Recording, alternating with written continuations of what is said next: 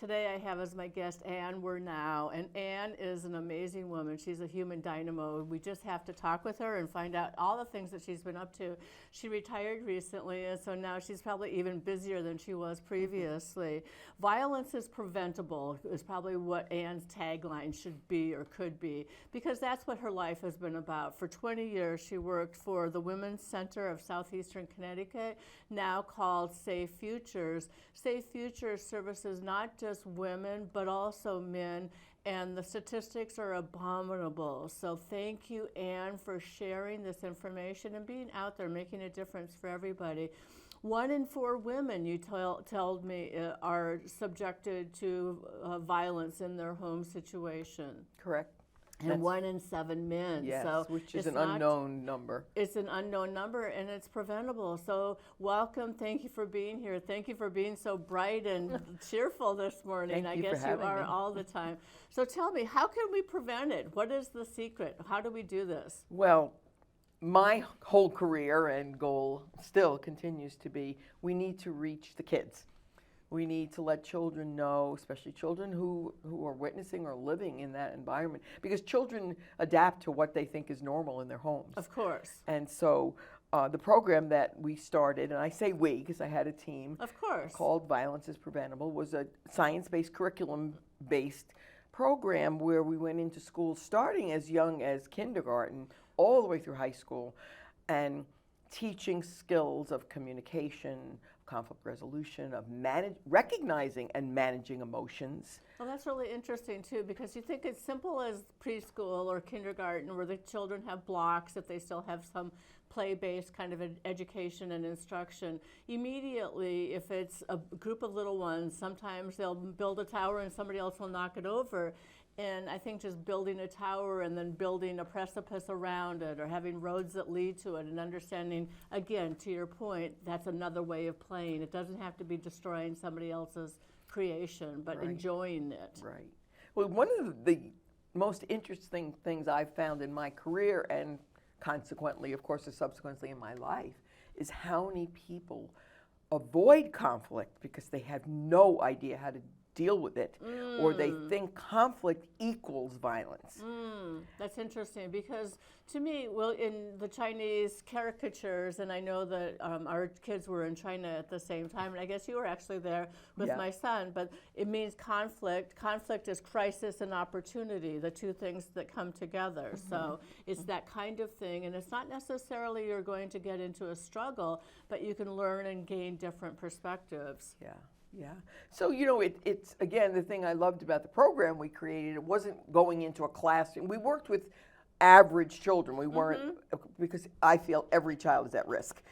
But, you know, they were regular classroom settings, and we would have class periods for many, many, many weeks. It wasn't one time we came in. So the children got to know us sort of as the relationship people. Oh, nice. Which was nice because, you know, we asked so much of our teachers, and not every teacher is really equipped or comfortable about those kind of touchy-feely things, as some of the teachers would say. But, you know, it was an opportunity for them to really start looking at these things like, okay, you know, and we do role plays and we do all kinds of interactive things that kids just really looked forward to us coming in. But, you know, something as simple as you share a room with your brother or sister. Well, one of you might be messy. The other person might like everything in order. Okay, wham, we've got conflict. Right. How do we handle that? Right, right. What kind of words can you use? What tone can you use? What facial expressions? You know, it's a package how we communicate. It is a package, and Yeah. it's just so critical for that opportunity to be developed over time. So it is preventable, this violence, this component to our society, because we see it all the time. I think the video games, the statistics for kids being on video games, and that has caused more violence, is what I've been told. Do you agree with Yeah, that? you know, I don't really know. My children point out to me, because I worry about my grandchildren in that regard. Oh, they're on the video games. And like, Mom, we played video games. None of us have become violent people. So, again, anybody who's raised children or been involved, there's so many components to that. So I don't know. I don't know what the answer to that is. So choosing healthy relationships is probably one of the most important things. And you keep your kids safe, I think, by being involved with the parents of the children that your children are choosing to be friends with. Can we talk about that a little bit? Is that something that you ascribe to as well? I do, however, everybody has a story. We don't know people's stories often. I know my children through the years, probably yours too, have made some friends that are like, oh, can I meet the mom? Well, she works 2 jobs, or their parents are divorced. Okay. So it's really keeping the dialogue open with your child. And I've had children in my home who were on that end of the spectrum, nice kids, who felt comfortable enough in our home to start sort of seeing that, okay, there's lots of ways to live. And it wasn't necessarily that their parents weren't good parents. They're just busy and overwhelmed. Well, just keeping food on the table, keeping a roof over the house Absolutely. is sometimes a 2-job kind of ordeal, not just one job. Right. Yeah. Oh. But the thing I loved about building the foundation with Violence Is Preventable was when those same kids, because we're very heavily invested in the local schools, Groton, Waterford, not as much in East Lyme, but Griswold, I could go on. And so the kids knew us and recognized us. And then, when the hormones start raging and they get to middle school and life is so confusing and complicated and friendships are so important, and then the whole idea of dating and like, are you just looking for a pretty face or a handsome guy or, what else are you looking for? What do you deserve? And that's one of the major things is what do you deserve in a relationship? I like that. Yeah, and what should you run away from as fast as you can? Oh. And I used to say that to the kids. There are just real red flags. Can you tell me about that? Yeah, so for instance, in terms of teens, is your boyfriend or girlfriend texting you 1 million times a day? Why? Oh, they just want to know where I am. No. That's control. This is about power and control. Interesting. And it's like, this is not a healthy thing. And where the real red flag is, can you say to your boyfriend or girlfriend, please don't do that. I'll check in with you when I can. Yeah. And they respect that. Okay, then this is workable. You're all trying to figure it out. Right. But if they're like, why? Are you trying to hide something from me? And it's a lot of the control comes from blame and making that partner feel, wait a minute, like unbalanced. And what am I doing? Maybe I am doing something wrong. Maybe I did look at that person in a flirty way, or it's very, very complicated. And now that I've been retired for a while, I still meet young people who had my program. Oh, interesting. And it's so wonderful to chat with them, and some of them will say, I remembered those things you taught me. And of course my next answer is, and did you put them into practice? Yes, of course. It's not enough just to remember them. Yeah. So what else? What else should you run away from? Somebody who's in control and texts you all the time and wants to know and then can't negotiate or have a conversation about it. What else? So a person who compliments you on one hand and then says, you're fat, you're ugly, you're stupid, nobody else would ever want to be with you. Again, that whole thing, yeah. And then the apologies. I'll never do it again. I'm so sorry. I don't know what got into me. But the pattern. So, we all make mistakes in life. Course. I'm not saying any physical violence or abuse is okay, but it's the pattern. Well, sometimes the emotional abuse, I think, is even more difficult than the physical. Absolutely. I mean, they're both difficult, but yeah, that power and the control and the restricting and the saying you're not good enough and all of that, yeah. Well, one of the other things that I did, actually my husband did this with me for 40 years. We did a program at York at the women's prison. Did you? Yes. Amazing. Yeah, I loved it. I Wow. wish my husband passed away, and I'm sorry the other for your loss. thank you. Yeah. And the other folks that used to be available aren't anymore, and it's really, you need more than one person to do this program.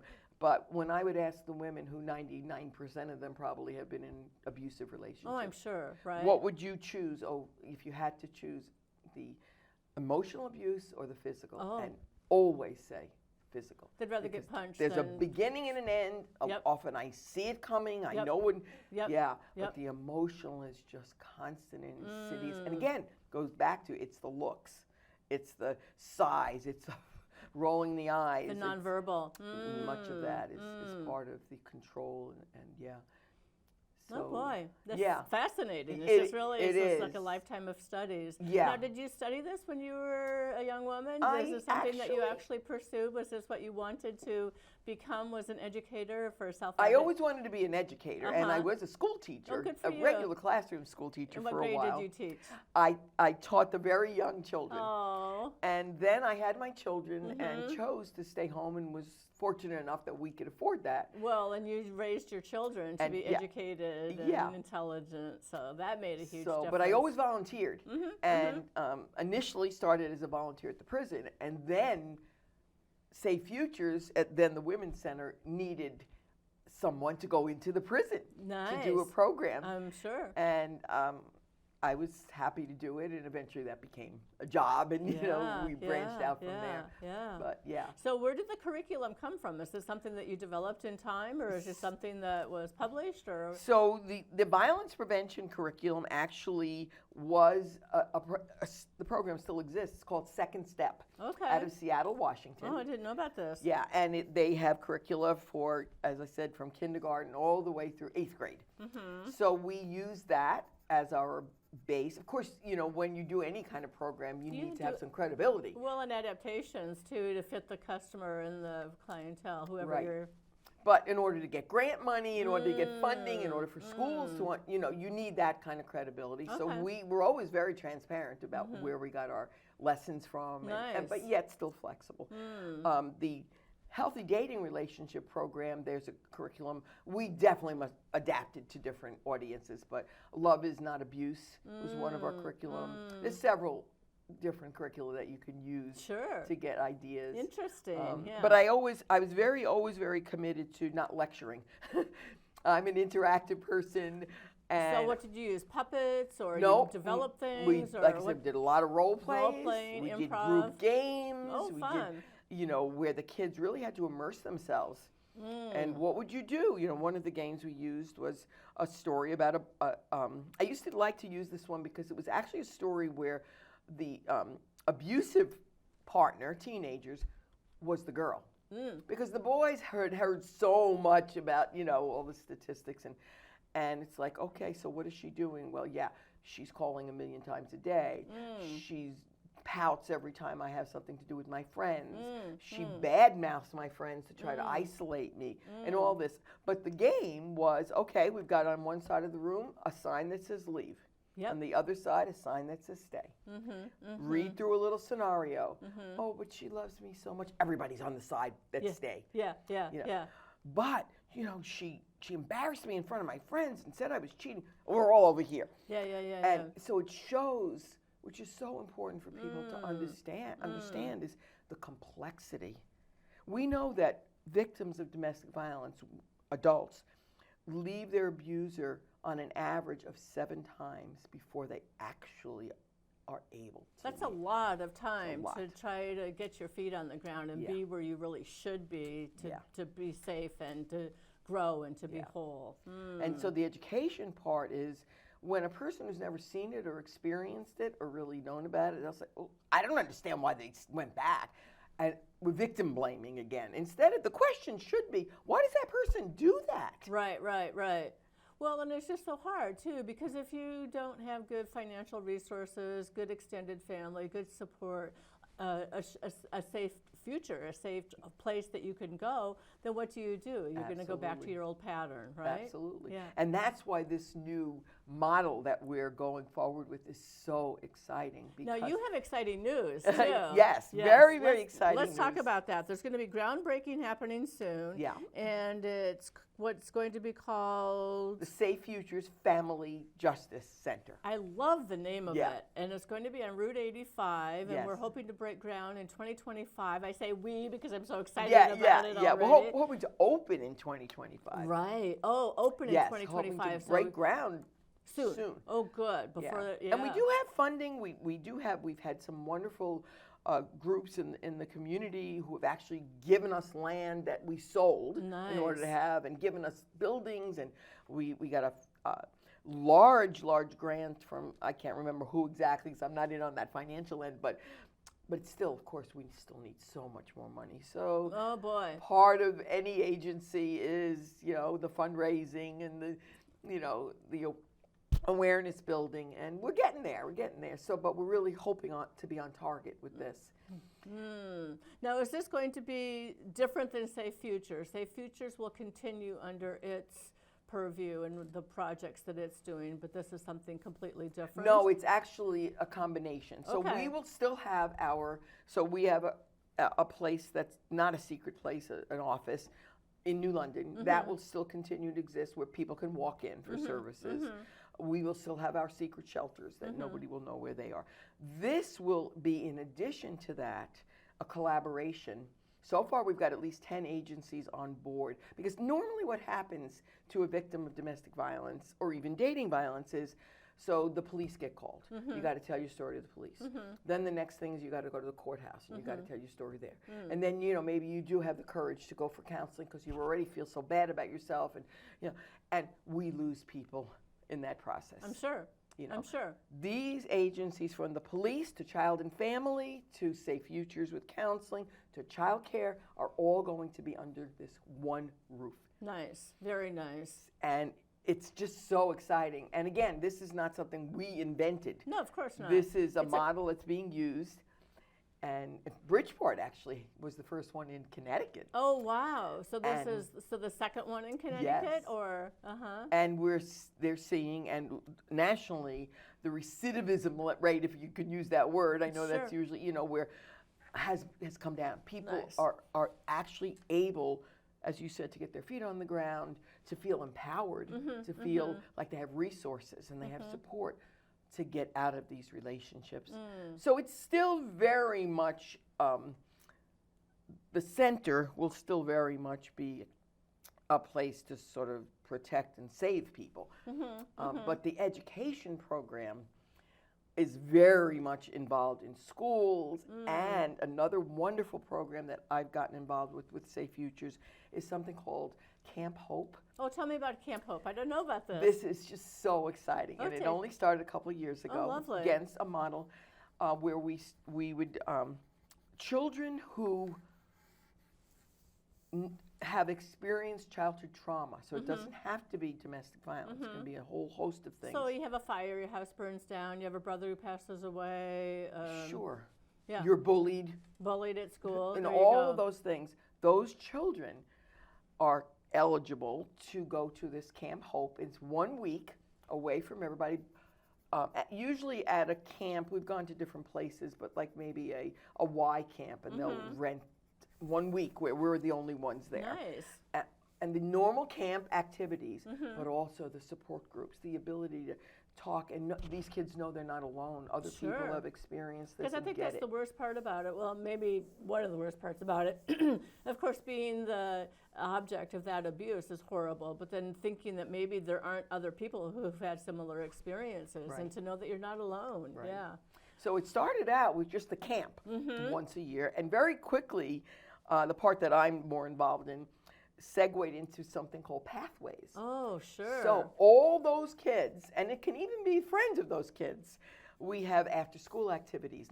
It's usually once a week. Divide up the ages, so the younger kids, it goes up to 18, so the younger and the older, and anything from taking them, like one of the trips was to Conn College. Sure.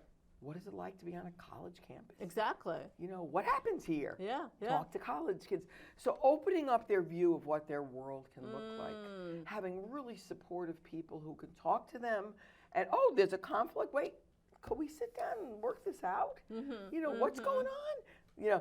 All of those things that will set them on the right path. Absolutely. So I love that. I love that we're encompassing so much of the future. It's all about getting the word out. And how do people get signed up for this Camp Hope? Is it through a social worker or school guidance counselor, or Those, or they can just call Safe Futures. call Safe Futures and Yes. just say, I'm interested? How Yeah. big is the camp?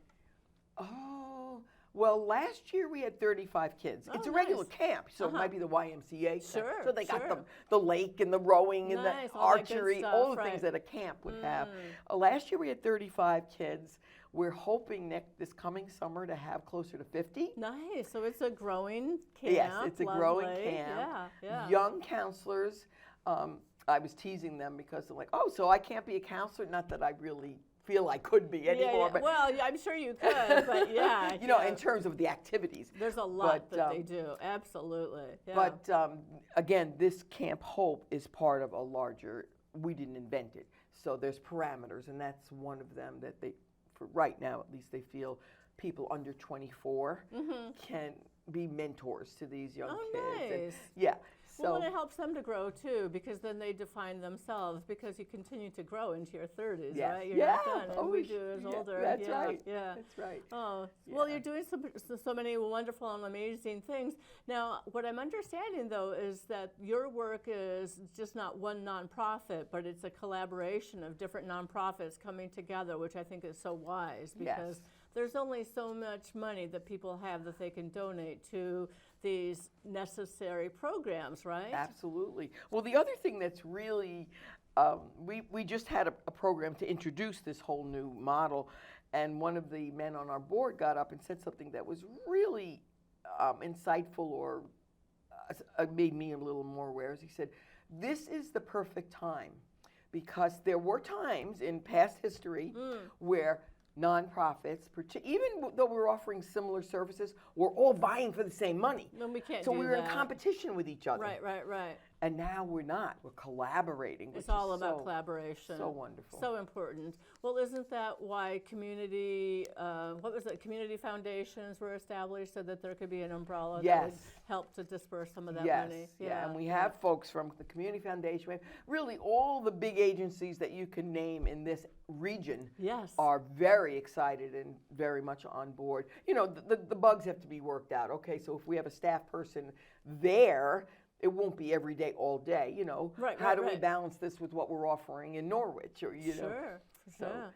So how can we help, Anne? How can we help support the work that you're doing, the missions that you're on, the causes that you are supporting? Well, how can we help you? The very first thing I always say is talk to people, not just about this, which I think is great, and we would love. We're going to be doing lots of community presentations. So if you see it advertised, it's 1 hour, you know, of your time. Come out and find out what this is all about, but also to really start talking about the complexities of intimate partner violence, and that, you know, it's not something to be shunned and, oh, they must be crazy, or they must be, you know, or don't play with those kids because we know the father beats up the mother. It's really about educating people. You know, I always like to say to the young people in my life, everybody's got a story. Everybody does have a story, and that's why I do this show. Yes, Stories worth telling. that's right. I love it. I Absolutely. love this stuff. Yeah. Well, and I have a friend that always says, don't get furious, get curious. So kind of find out more. Find out what's going on. What is the cause of this? And can we help them to choose a different response, not to get angry or not to become violent, but how else can we work towards reconciliation of whatever this issue might be, right? And, you know, when you say, and I know you understand this, but I'm just going to change the terminology. It isn't that we can't get angry. We all get angry. Of course. It's like, now what do we do with that? Exactly. How do we manage it? How do we become aware of when we're getting angry before we can't? You know, one of the things we used to use, and I use it with adults as well, is an anger thermometer. And you just take a big paper thermometer, and on the bottom is, and I would ask the kids, and adults too, when we have a little bit of red on the thermometer, we're going to call that annoyed. How many of us can still control ourselves when we're annoyed? Of course. Right. But then if we don't, and it grows, so now I'm irritated, or now I'm angry, that middle level is about as far as we can go before the anger becomes a monster. Oh, that's now we're furious and eventually enraged, which we have no control. And it's so amazing to use that visual with people, kids especially, and like, oh my God, that's just what happens to me, you know, and they recognize it. So Well, and the whole idea too, I think, of course, we could talk about this forever probably, but just the idea that you can only handle one emotion at a time, right? And if you're angry, if you're hungry, angry, lonely, and tired, that only one of those is going to be something that you can deal with. So if you're angry and hungry, forget it, you know? Yeah. That's right. Or you're angry and tired, you just might say something Yeah. that you'll regret later Yeah. because you should have just gone for a little siesta or Yes, something. yeah. But again, it's learning those coping skills. And being aware, I think. I mean, I don't think some people are even aware that, oh, you know, I saw your face change. So are you getting a little agitated? Oh, no. And you're like, I'm not sure about that. Yes. Yeah. And one of our big lessons that we go over again with kids especially is the difference between using a message that's a you message or an I message. Absolutely. And it's like when I tell you that I'm really feeling nervous right now, it's different than saying you're making me nervous. Right. Because now you have to get defensive. What do you mean I'm making you nervous? And then wham, we're just... It escalates so quickly. So quickly. So well, that's so interesting too. Is when you think about people and their triggers. You know, some people just like, and you don't even know what somebody else's trigger is. But if you see something, if they see something happening, then all of a sudden something escalates with them, and you're like, wow, that was really a trigger for you, or that was a trigger for me. Just being aware of the things that kind of set you off. Yeah. I think I told you the other day, my daughter worked at a restaurant, and back in the kitchen, they'd kind of scream back and forth, and she'd come home and say, Mom, they're fighting. I'm like, I don't know if they really are fighting. I just think they have a lot of voice energy, and I think that they get excited in the kitchen, and the pots and pans get flying, the orders come flying in, so yeah. No, it's really true. Oh, so the Family Justice Center, something we should all be looking for. Please look it up. Safe Futures is another thing that we need to be aware of. And Camp Hope, something else we can look at. So we've learned a lot of really good things today, Anne. Thank you so much for being my guest. Thank you. Remember, everyone, Violence Is Preventable. And the Women's Center of Southeastern Connecticut started in 1992, changed its name, supporting both men and women, going strong, making a difference in our communities. So I'm just going to correct you. My program started in 1992. Oh, okay. Women's Center started long before that. I don't even know exactly the dates. I think it was in the 70s. But okay, thank you for that edit. I don't want to be giving misinformation. Okay, and Anne Wernau, thank you so much for being my guest today. You're absolutely lovely, and I love your energy. So keep up the good work. Thanks, Cate.